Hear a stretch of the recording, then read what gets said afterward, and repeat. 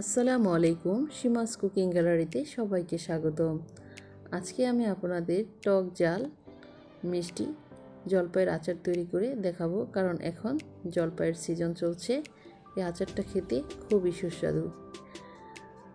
এখানে আমি 1.5 কেজি পরিমাণ জলপাই নিয়েছি এবং জলপাইটাকে প্রথমে এখানে সিদ্ধ করে নেব। এই জন্য হাঁড়িতে আমি পানি বসিয়ে দিয়েছি। পানিটা আমার ফুটে উঠেছে। এই ফুটন্ত পানিতে আমি জলপাইগুলো দিয়ে দেব। কাজটা খুব সাবধানে করতে হবে যাতে ফুটন্ত পানি আবার হাতে না লাগে, সেদিকে লক্ষ্য রেখে জলপাইগুলোকে এর মধ্যে আস্তে আস্তে ছেড়ে দিতে হবে। আমার জলপাইগুলো সব দেওয়া হয়ে গেছে। এই পর্যায়ে আমার জলপাইগুলো ফুটে উঠেছে। জলপাইগুলো দেখে বুঝতে পারছেন যে জলপাইগুলো ফেটে গেছে। যখন জলপাইগুলো ফেটে যাবে তখন বুঝে নিতে হবে যে জলপাইগুলো সিদ্ধ হয়ে গেছে। এখন আমি চুলার জালটা অফ করে দিয়ে এটাকে ছেঁকে নেব। আমি জলপাইগুলোকে ছেঁকে নিয়েছি। এই পর্যায়ে এটাকে ম্যাশ করে নিতে হবে। হাতে করা যাবে না, যে কোনো ডালকুটুনি দিয়ে এটা করতে পারেন। এ পর্যায়ে অন্য একটি পাত্রে আমি 4টি লাল মরিচ এবং 2 টেবিল চামচ পাঁচফোড়ন এর মধ্যে দিয়ে টেলে নেব। এটাকে টেলে আমি গুঁড়ো করে নেব। আপনারা কেউ চাইলে এটাকে আস্ত ব্যবহার করতে পারেন। হালকা জালে এটাকে টেলে নিয়ে আমি এটাকে গুঁড়ো করে নেব। এবার অন্য একটি পাত্রে আমি 1 কাপ পরিমাণ সরিষার তেল দিয়ে দিচ্ছি। যেহেতু আমার জলপাইটা এখানে 1.5 কেজির মতো ছিল, এই জন্য আমি তেলটা এখানে একটু বেশি ব্যবহার করছি। জলপাইয়ের পরিমাণ বুঝে আপনারা তেলটা ব্যবহার করবেন। এখানে অবশ্যই সরিষার তেল ব্যবহার করতে হবে। এই পর্যায়ে আমি এখানে তেলের মধ্যে কিছু রসুন কুচি দিয়ে দিচ্ছি। আপনারা কেউ রসুনটাকে ইচ্ছে করলে থেতলে নিতে পারেন, কিন্তু আমি এখানে কুচি করে দিয়েছি। রসুনটাকে কিছুক্ষণ ভেজে নেওয়ার পর এটা থেকে যখন একটা সুন্দর স্মেল বের হবে, তখন এর মধ্যে আমি ম্যাশ করে রাখা জলপাইগুলো দিয়ে দেব।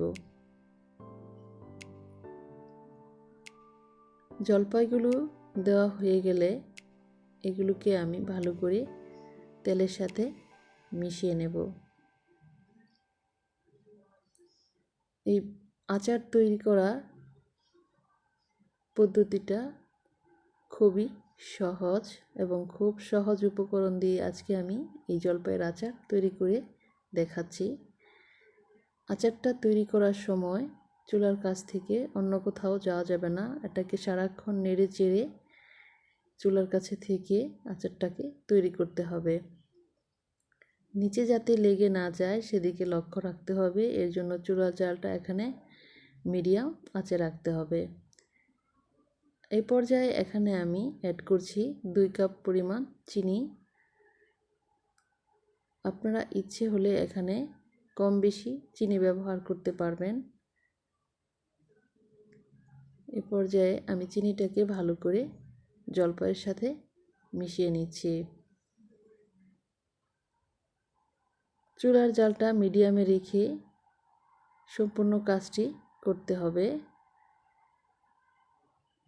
এবার এর সাথে আমি দিয়ে দিচ্ছি গুঁড়ো করে নেওয়া সেই মশলাটা। এটা দেওয়া হলে আবারও ভালো করে আমি আচারটাকে নেড়েচেড়ে দেব। সারাক্ষণ নাড়াচাড়া মাধ্যমে এই আচারটাকে তৈরি করতে হবে। এই পর্যায়ে দিয়ে দিব 1 টেবিল চামচ ধনিয়ার গুঁড়া। এবার চুলার জালটা আরও লোতে রেখে আমি আচারটাকে জাল করব। আচারের কালারটা অনেকটা পরিবর্তন হয়ে এসেছে। নিচে যাতে লেগে না যায় সেদিকে লক্ষ্য রাখতে হবে। প্রয়োজন হলে আরও তেল কিংবা চিনি এখানে অ্যাড করতে পারবেন। এভাবে কিছুক্ষণ পর পর নেড়েচেড়ে আচারটাকে আমি তৈরি করে নেব, নিচে যাতে কোনো রকমই লেগে না যায়। যদি লেগে যায় তাহলে এর স্বাদটা সম্পূর্ণ নষ্ট হয়ে যাবে। আমার আচারের কালারটা অনেকটা পরিবর্তন হয়ে এসেছে। আমি এখানে অন্য কিছু আর অ্যাড করব না। এখানে তেল কিংবা চিনি আমার সম্পূর্ণটাই পরিমাণ ঠিক আছে। আমার আচারটা সম্পূর্ণ রেডি। এখন এটাকে আমি পরিবেশন করব। আমি প্রথমে একটি প্লেটে এটাকে ঢেলে নিয়ে ঠান্ডা করে নেব, পরে বয়মে ভরে এটাকে আমি সংরক্ষণ করব। ভিডিওটি ভালো লাগলে বাসায় অবশ্যই ট্রাই করবেন। লাইক, কমেন্ট এবং সাবস্ক্রাইব করার অনুরোধ রইল। আল্লাহ হাফেজ।